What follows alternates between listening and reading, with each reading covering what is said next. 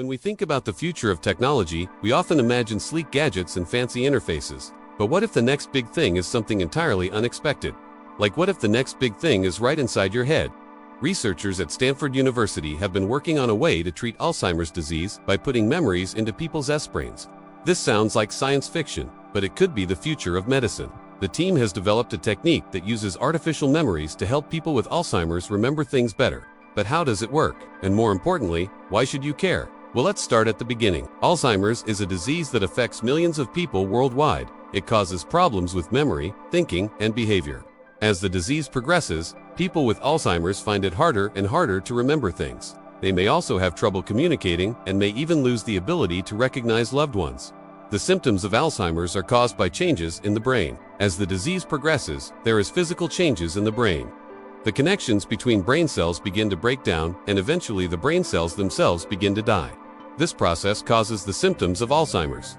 Current treatments for Alzheimer's can help manage these symptoms, but there is no cure for the disease. However, the team at Stanford may have just changed everything. Their technique is based on the idea that memories are stored in the brain and can be reactivated. The researchers believe that by reactivating these memories, they can help people with Alzheimer's remember things better. But how do you reactivate a memory?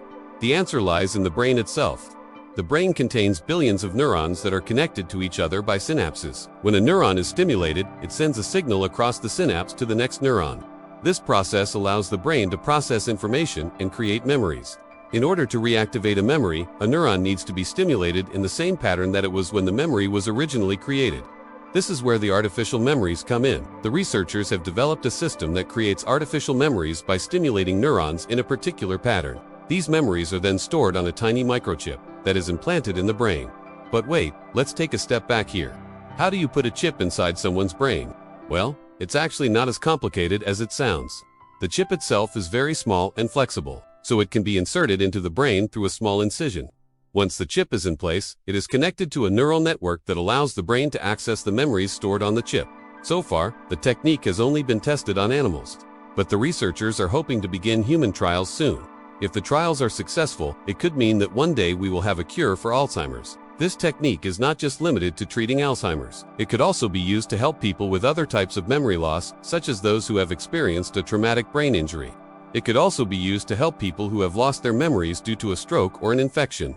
There are still many challenges that need to be overcome before this technique can be used widely. For example, the brain is very complex and it is not yet understood how to stimulate specific memories. There are also ethical concerns about implanting a chip in the brain.